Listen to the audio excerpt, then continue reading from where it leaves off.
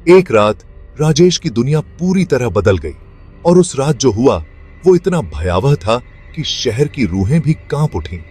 रिश्तों की उलझनों के पीछे छिपी इस खौफनाक सच्चाई का अंत क्या था, यह जानने के लिए कहानी के हर मोड़ पर आपको एक नया झटका मिलेगा। अगर आपको क्राइम स्टोरी पसंद है तो हमारे वीडियो को लाइक कर चैनल को जरूर सब्सक्राइब करें। यह कहानी है अनुपमा गुलाटी और राजेश गुलाटी की, जिनकी शादी 1999 में दिल्ली में धूमधाम से हुई थी। अनुपमा एक मध्यम वर्गीय परिवार से थीं, जो खूबसूरत, समझदार और घरेलू जिम्मेदारियों को अच्छे से संभालने वाली थीं। दूसरी तरफ राजेश देहरादून का रहने वाला था, जो एक सॉफ्टवेयर इंजीनियर था और करियर में तेजी से आगे बढ़ रहा था। उनकी शादी के कुछ समय बाद ही राजेश को अमेरिका में एक अच्छे पैकेज पर नौकरी मिल गई और दोनों ने विदेश जाने का फैसला कर लिया। अमेरिका में रहते हुए उनके 2 बच्चे भी हुए और परिवार की जिंदगी खुशहाल नजर आ रही थी। अमेरिका में कुछ साल गुजारने के बाद 2006 में राजेश और अनुपमा ने भारत लौटने का फैसला किया। उन्होंने देहरादून में अपना घर बसाया और अपनी पुरानी जिंदगी में लौटने की कोशिश की, लेकिन भारत आने के बाद उनके रिश्तों में कुछ अजीब सा बदलाव आना शुरू हो गया।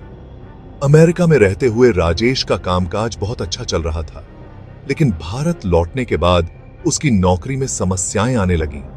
इसके अलावा अनुपमा को अक्सर अकेलापन महसूस होने लगा, क्योंकि उसने अमेरिका में रहकर एक स्वतंत्र जीवन जिया था और अब वापस घर की जिम्मेदारियों में बंध जाना उसे बोझ लगने लगा। धीरे धीरे अनुपमा और राजेश के बीच तनाव बढ़ने लगा।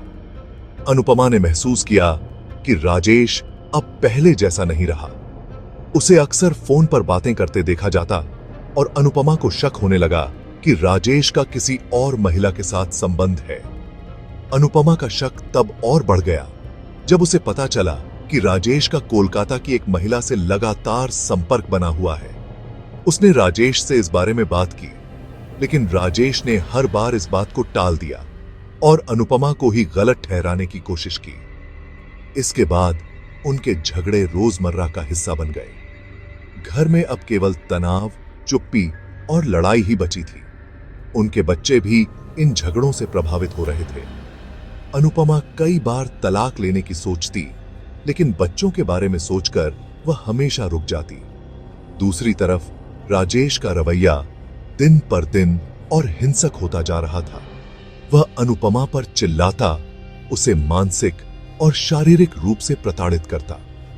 17 अक्टूबर 2010 की रात वह रात थी जब सब कुछ हमेशा के लिए बदल गया।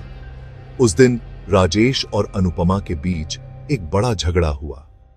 अनुपमा ने राजेश पर फिर से किसी और महिला के साथ संबंध रखने का आरोप लगाया। यह झगड़ा इतना बढ़ गया कि राजेश ने अनुपमा को गुस्से में एक जोरदार थप्पड़ मार दिया। अनुपमा का सिर दीवार से टकराया और वह बेहोश होकर गिर पड़ी।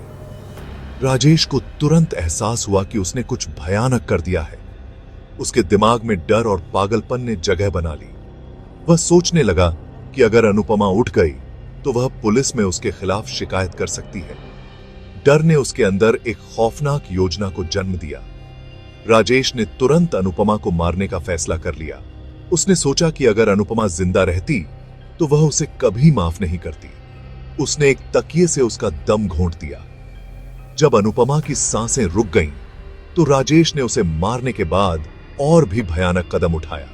उसने एक बिजली से चलने वाला कट्टर निकाला और अपनी पत्नी के शरीर के 70 से भी अधिक टुकड़े कर दिए। उसके बाद उसने इन टुकड़ों को फ्रिज में रख दिया और उन्हें धीरे धीरे राजपुर रोड के पास मसूरी मोड़ पर एक नाले में फेंकना शुरू किया। राजेश का मनोवैज्ञानिक अस्थिरता उसे हर दिन और गहरे अपराध की दुनिया में धकेल रही थी। कुछ टुकड़े उठाकर नाले में फेंक आता ताकि कोई शक न कर सके। अनुपमा की हत्या के बाद भी राजेश ने उसके परिवार और दोस्तों को गुमराह करना जारी रखा। उसने अनुपमा के ईमेल से उसके परिवार को संदेश भेजे ताकि ऐसा लगे कि वह दिल्ली गई हुई है। उसने बच्चों और पड़ोसियों से भी यही कहा कि अनुपमा किसी जरूरी काम से दिल्ली गई है और कुछ समय में वापस आ जाएगी। राजेश ने अनुपमा के फोन से भी कई संदेश भेजे ताकि किसी को शक न हो। उसने खुद को सामान्य दिखाने की पूरी कोशिश की, लेकिन धीरे धीरे अनुपमा के भाई को कुछ शक होने लगा, क्योंकि वह कई दिनों से अनुपमा से संपर्क नहीं कर पा रहा था। अनुपमा के भाई ने जब बार बार कोशिश करने के बाद भी उससे संपर्क नहीं किया, तो उसने पुलिस में शिकायत दर्ज कराई। पुलिस ने जांच शुरू की और धीरे धीरे सारी परतें खुलती गईं। जब पुलिस ने राजेश से पूछताछ की, तो वह पहले काफी सहज दिखने की कोशिश करता रहा, लेकिन जब पुलिस ने उससे सख्ती से पूछताछ की और घर की तलाशी ली, तो फ्रिज से अनुपमा के शरीर के टुकड़े बरामद हुए। अनुपमा का सिर एक डीप फ्रीजर में मिला, जिसे देखकर पुलिस कर्मियों की भी रूह कांप गई। 2017 में देहरादून की अदालत ने राजेश गुलाटी को हत्या का दोषी पाया और उसे आजीवन कारावास और 15 लाख रुपए के जुर्माने की सजा सुनाई। इस पूरे मामले ने पूरे देश को हिला दिया था। राजेश का यह निर्दयता से किया गया अपराध देश के इतिहास में सबसे क्रूर हत्याओं में से एक बन गया। राजेश और अनुपमा की कहानी हमें इस बात का सबक देती है कि रिश्तों में जब संवाद की जगह झगड़े और तनाव लेने लगें, तो वह रिश्ते बिखरने की कगार पर पहुंच जाते हैं। इस कहानी का अंत बहुत ही खौफनाक और निर्दयता से भरा हुआ है, लेकिन यह सवाल भी उठाता है कि क्या हम अपने आसपास होने वाली घरेलू हिंसा और झगड़ों को समय रहते पहचान पाते हैं? क्या हम ऐसे संकेतों को नजरअंदाज नहीं कर देते जो बाद में इतने बड़े और खतरनाक रूप ले लेते हैं? यह कहानी केवल एक अपराध की नहीं, बल्कि उन सामाजिक मुद्दों की भी है जिन्हें हमें नजरअंदाज नहीं करना चाहिए।